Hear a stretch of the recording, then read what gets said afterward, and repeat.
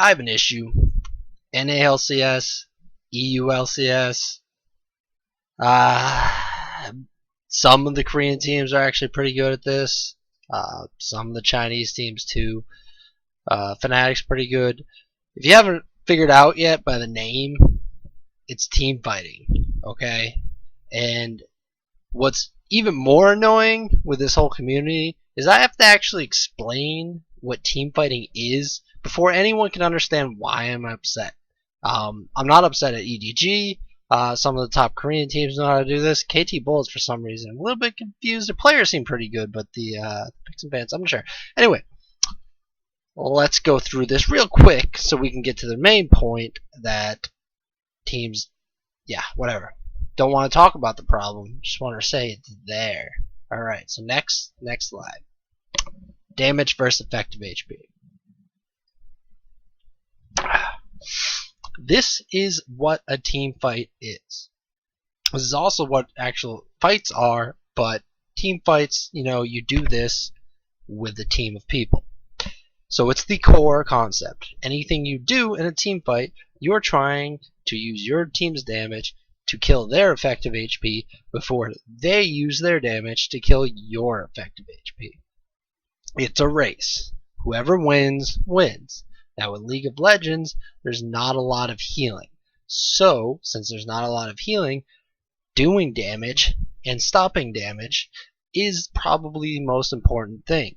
Alright, so now we can move on to some of the more complicated things, like damage.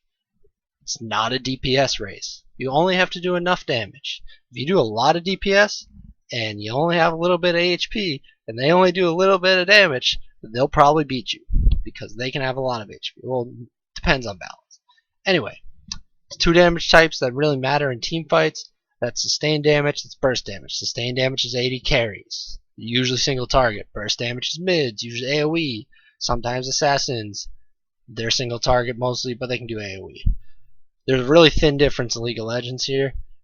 Like, we're talking burst damage, it's going to be like instant, maybe 1 second, maybe 2 seconds, possibly 3 seconds. And AD carry, they're going to be able to do the same amount of damage in like 4 or 5 or 6 seconds. Big difference is they don't have cooldowns on their damage. That's kind of the big deal between sustained and burst. Effective HP, not a big deal in League of Legends, but there are some boosts to it. Usually these active boosts are used mainly for sustain. If you're on a dragon, if you're on Baron, you want to make sure that whoever's tanking it is sustained so you don't have that disadvantage if a team fight happens there. This is a big gripe, but we'll talk about that later. Passive boosts, you buy them at the store. There's also a way to decrease those passive boosts, and that's Armor Pen, Magic Pen, and then there's Grievous Wounds for healing. Again, there's not really enough damage unless some team picked like this Twisted Fate comp that only has 2 threats and a Corki and no damage, and the other team has heals and shields out there. Anyway, let's not get into why that's fucking terrible and they don't know how to pick any fucking champions. Let's go to range and mobility. This is big because range and mobility are the main way you're gonna stop damage, not tanking. I realize the majority of people play games like World of Warcraft where they rate, and they play other games where you can decide who the mob is hitting. You can't decide who on the enemy team is hitting who. So generally, unless a tank is threatening, i.e. it's a bruiser and does damage, there's no real obligation for them to kill them, and that's kind of a big concept in terms of mitigation and why range mobility is the best way you avoid damage. Along with active boost that I mentioned before, Zhonya's Hourglass. But again, not terribly important. Oh yeah, you can poke. It's damage subcategory, not terribly important in team fighting. Usually you want to do it pre-fights, to lower HPs, but they can sustain up, blah blah blah. It's usually non-lethal. That's important. Getting to this next part, this is probably the most important thing. We're going to take a little moment to highlight. Oh, can I highlight? No, it's presentation. Let's go back. Threat range. This is range where you can kill somebody. And why is this important? Because this is how the majority of balance in League of Legends is actually done around threat range. I don't know if they sit there and they decide this, but this is how the game actually turned out. Anyways, for team fighting, the main range you're concerned with is the sustained damage range, because usually tanks and stuff are going to be going in first. They don't have to care about the burst range, although your squishy targets do have to care about the burst range, which is usually a little longer than sustained damage range. We'll get into that. You can probably figure it out because sustained damage range is typically 80 carry, which is 550. Also, why range and mobility are together is threat range is extended by mobility abilities. Wow. So flash, but everyone has flash, so you can generally ignore it when you're looking at team compositions, unless you're picking someone that doesn't have flash, like a top teleported smite or whatever. But any 80 carry with a mobility, or their threat range is a little bit extended if they want to take that risk, and that's usually for chasing and stuff. But the big thing here to make you really understand that is assassins. If you think about LeBlanc or something, her threat range is like 1,000 range versus 80 carries 550. She can kill you at 1,000 range. You don't really want to enter that 1,000 range around LeBlanc unless you have some way to defend yourself. That's threat range, and with team fights, it's associated with engage. Crowd control. We're not going to talk about any specific crowd control. Why? Because it all generally does the same thing. It's the same goal. If we go back to the beginning, it's all about damage. Crowd control you can use offensively to increase your damage, or you can use it defensively to decrease their damage. You can usually use any movement inhibiting crowd control in both ways. Why? Because damage mitigation is normally done with movement. So if you stop movement, they can't do any damage if you're out of range, or they can't dodge any damage if you're in range, thus increasing and decreasing damage. Depends how you use it. Why am adding buffs and debuffs to here? Because they do the same fucking thing. Buffs increase your damage, debuffs decrease your damage. Or mobility. Buffs can increase mobility. It's okay. Generally, they're both along the same lines, and that's why they're on the screen. Now let's take a moment, because we're actually going to start talking about team fighting. Just gotta drink a little bit more whiskey. Alright. Necessary but not sufficient. That's what an engage is. If engage happens, it doesn't mean a team fight's gonna happen. They start team fights though. They have to. You can say like a pick, but anyways, let's go into what is an engage. Engage is when you enter the threat range of the other team. That's an engage. We can define a pick too, because picks are important. We can define a pick as we're forcing the enemy to enter the threat range of our team. So if you think about it, you hit someone with a Morgana's binding, it kind of extends the threat range by the duration of your Morgana binding. And that's why mobility and range were tied together. So if you can move fast enough in that duration of the Morgana binding, he's now in your threat range. That's how it extends your threat range. And when you're doing that and you're forcing someone into your threat range, we can consider that a pick. And then we can go on to baits, which are not necessarily relying on picks, but you can use the assumption that they're getting a pick as a bait. A bait is when you force the other team, due to lack of knowledge, like hiding in a bush, into your threat range. You're forcing them to engage on you without them knowing. And what's the great advantage of without them knowing they're engaging? Because engages are a disadvantage. Engages require you to either enter the threat range, which means you're going to take a lot of damage, usually using the bait, or requires you using abilities, which, if you're using your resources, you don't have your resources, and that's a disadvantage. And this is going to move us to the really complicated subject of obligation to engage. This is complicated because of League of Legends. So, obligation to engage. Alright. League of Legends is objective based. So you only want to take objectives. You don't really want to fight the other team unless you have to. So if you don't want to fight the other team, you ideally never want to engage on them because it's a disadvantage. So we're talking about what makes a team want to engage on the other. and that is pressure. We were all talking about range. Typically, because this is associated with balance, you're going to gain range advantages in picks and bans. You also have to make sure the champions do enough damage, especially if you think this champion has range, make sure it does enough damage before you think it's OP.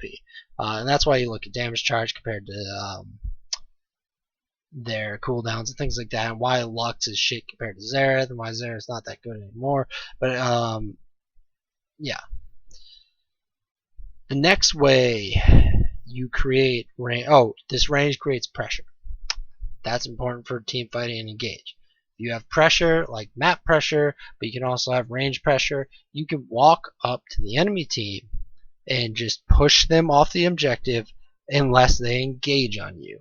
And that's like the obligation to engage. You have pressure, you can push them away unless they engage.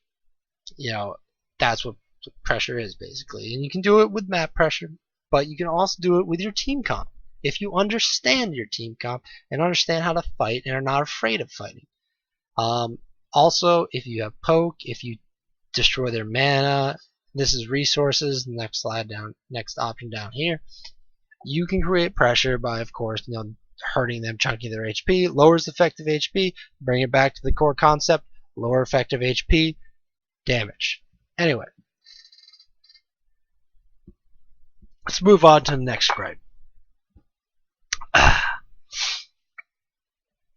Objectives. So, in Season 5, I only need one hand for this. Season 5, Riot, I think they knew what they were doing too, because they really, since it's an esport, they want teams to fight. So naturally they would balance the game towards forcing teams, to have a little bit more fighting. And it'd be interesting. So they gave the Baron and Dragon new abilities and new buffs, and they really strengthened towers beyond the first tower.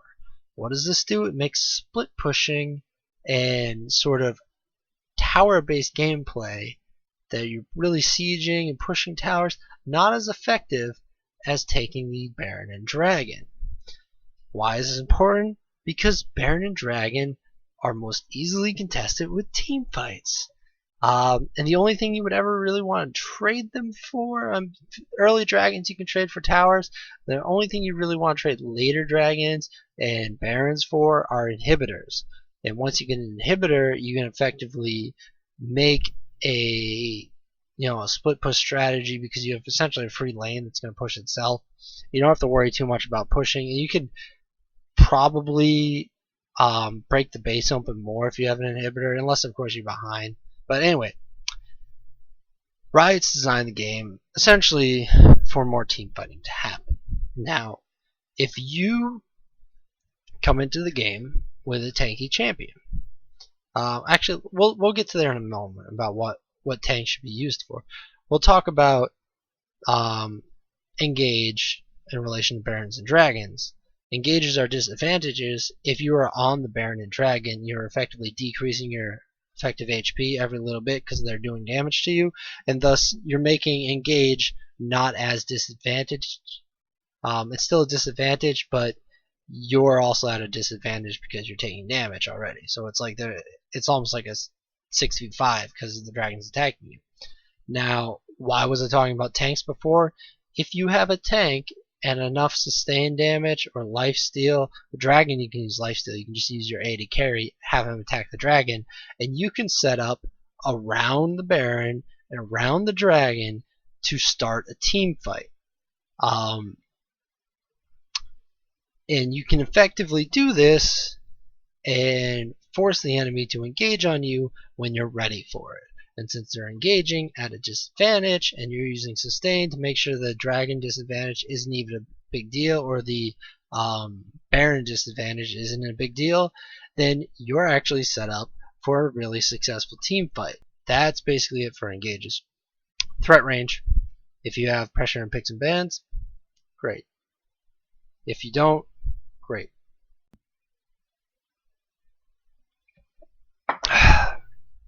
Let's review real quick. Damage is most important in League of Legends. So If you can stop their damage, it doesn't have to be killing their AD carry or killing their mid laner or killing their top lane threat. You can zone them. You can use lots of different methods to stop their damage. You can use invulnerabilities and things like that. There are a lot of ways to stop damage in League of Legends. Exhaust, 40% reduction in damage. It's pretty good considering it's a race against their effective HP. You could use that. It's about the damage, and League of Legends gives you the options. Don't forget to stop damage. Also, don't forget to increase your damage. Now, that's a review basically of everything before, because that's all it does. Now we get into actual team compositions. We're not going to go too in depth because this is the basics. There was a 101 at the beginning. If you're familiar with how classes and stuff work, that's the first one. Team compositions. The very most important thing to know is that you can't fight the same way even with the exact same champions every single time. Why? Because a team fight is against the other team's composition. If they pick different champions, then you have to fight differently. Like most of the time. It might only be slight differences, but you have to fight differently. And then this concept eats back to another idea. And that idea is you can't plan ahead of time how you're going to fight with your team composition. It has to be done in game. Because that's the only time you're going to know who the fuck you're fighting. Because if you don't know who the fuck you're fighting, you can't plan how to team fight. Like if you're picking like a Sivir comp, do you really want to rush into like, say like pick some bands that went crazy wrong, and they have like a Ryze, Cassiopeia, and Vayne or something? You really want to try to like run in and just assist train on that? Like they're gonna eat you alive. You want to like poke that or something down until you go in. But anyway, it's just an example. You don't have to get too picky. Basically, even if your team comp doesn't change, their team comp will, and the way they fight can sometimes be direct counter than the way you were planning to fight, so you have to adjust how you're actually going to use your team composition in order to exploit the weaknesses that they have in their composition, even if it might not be the strength of your composition. It's game dependent. Now, the team part. This is what really gets me. And this is where we're going to digress into solo queue and maybe yelling. I think I'm just going to drink some more. I'm not really that much of a yeller. But League of Legends team fights are a game of seconds. Things that happen in team fights happen very fast. You can't expect to be able to communicate auditorially to your teammates in that amount of time. It's actually pretty interesting when you look at some of the teams with really good players that can't communicate well. The team seems to do fine as long as they're really good players, and that kind of hints at the fact that, well, team fights happen in seconds. Even if you can't communicate what you're intending to do, if you're all on the same page, you can do the right things together. And that's what we're getting into. You can't read minds. You have to be on the same page ahead of time. So you can plan a lot of stuff in team fights, particularly targeting. And this is why I love EDG right now, because their targeting between Deft and Pawn is fantastic. They understand that they can kill the damage sources first. Now this is the biggest difference in solo queue, and why I hate solo queue in terms of like how, because all the players and stuff are produced from solo queue. So if you don't think about it like thoroughly, like how do you optimize team fighting, as in your damage versus their effective HP, their damage versus their effective HP, and you base it entirely upon your experience in solo queue, you will eventually learn through playing that you shouldn't be diving into the enemy team. Because if you dive into the enemy team, they will kill you. this is direct result of the fact that it's solo queue. You're more or less 1v5. Now, certain champions, assassins that were OP before, like Zed and LeBlanc, they had ways to get out if they dived into the enemy team, and they could dive into the enemy team. But the big concept is that the way you learn to team fight in solo queue is a 1v5 scenario. You might learn to play, as a duo, like 2v5. Not much better, but it can help. And the biggest thing in solo queue, especially if you don't know how to team fight in solo queue, you generally want to kite back because everyone's going to be trying to run away. So you want to kite back with everyone and deal as much damage. You go back and you think about the damage versus effective HP. How do you mitigate damage? Well, if you're by yourself and there's 5 people, you generally just want to outrange them and continuously kite back. And that's kind of the concept of if you have to actually team fight. In reality, kiting back is kind of saying you're not team fighting and you're just running away. So you just kite back and then you look for picks. And that would pretty much help you if that's what you're looking for in this video. But we're here to complain about people that are supposed to know how to do things.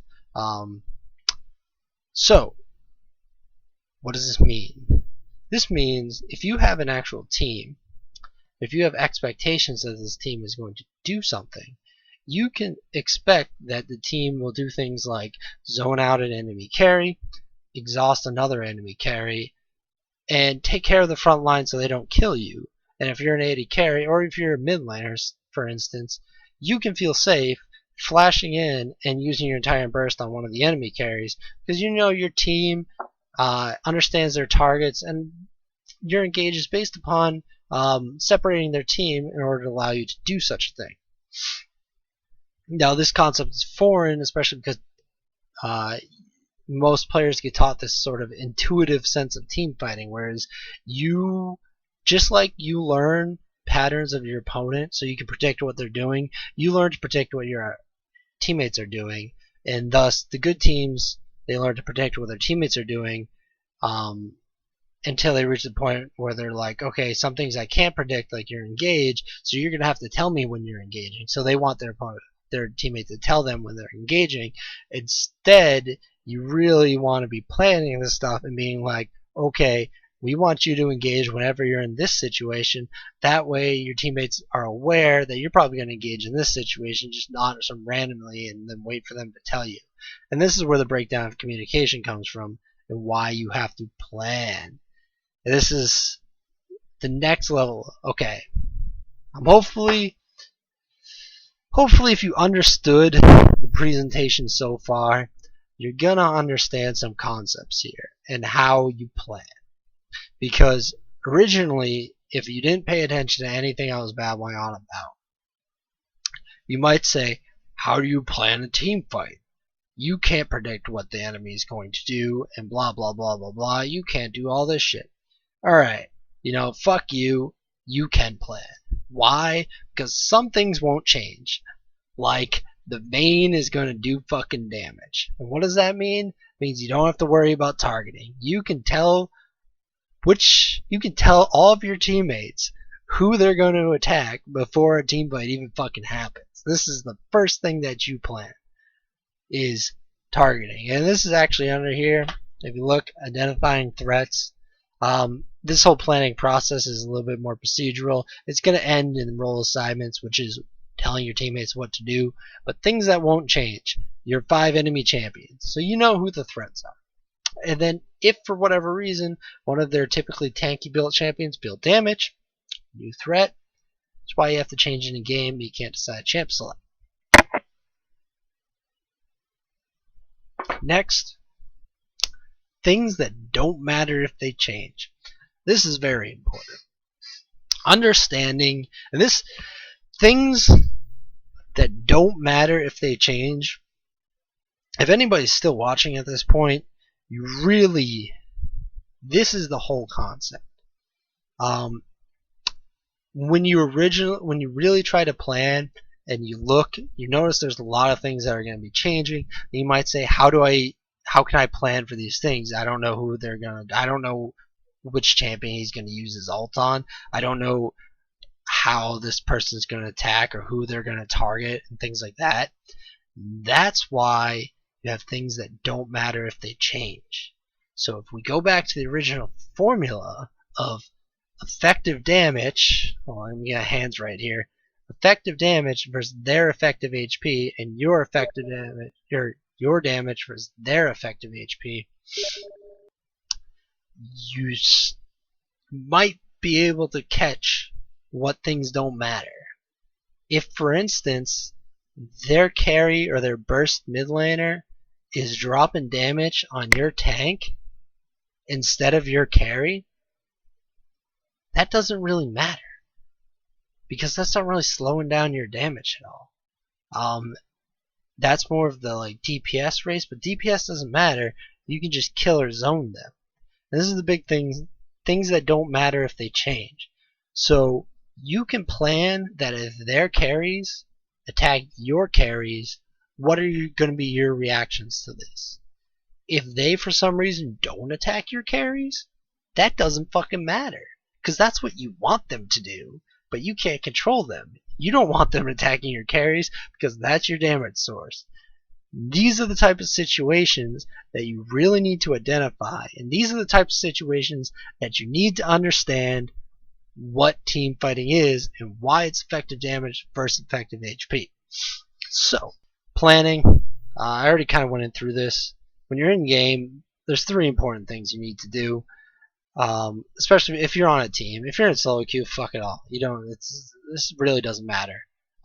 But identify who the actual damage sources are on their team. Identify how your team is actually going to engage. Because if you go back to obligation on engage, you don't want to engage unless you have to. And if you have to, you probably should know how you're going to do it. Usually engages are typically looking for an advantage at the risk of using your abilities. So if you get the perfect engage for your team comp, it's usually an advantage, even though attempting it is a disadvantage. So you want to know what that perfect engage for your team comp is. So you want to have someone identify who their damage sources are, identify what your perfect engage is, if you even have one. You might not even have one, then hopefully you have pressure. But anyways, identify your engage if you can even do it. And finally, tell your fucking teammates what the fuck they're supposed to do. You don't want to have to predict what your teammates are going to do and what your enemy is going to do. You just don't want to deal with that shit. You just want to predict what your enemy is going to do and rely on your teammates because you can fucking talk to them, which is unlike any other experience in League of Legends. Hopefully, yeah, we're done. Learn to fucking team fight. Go watch EDG. Watch who they kill when available. Ugh.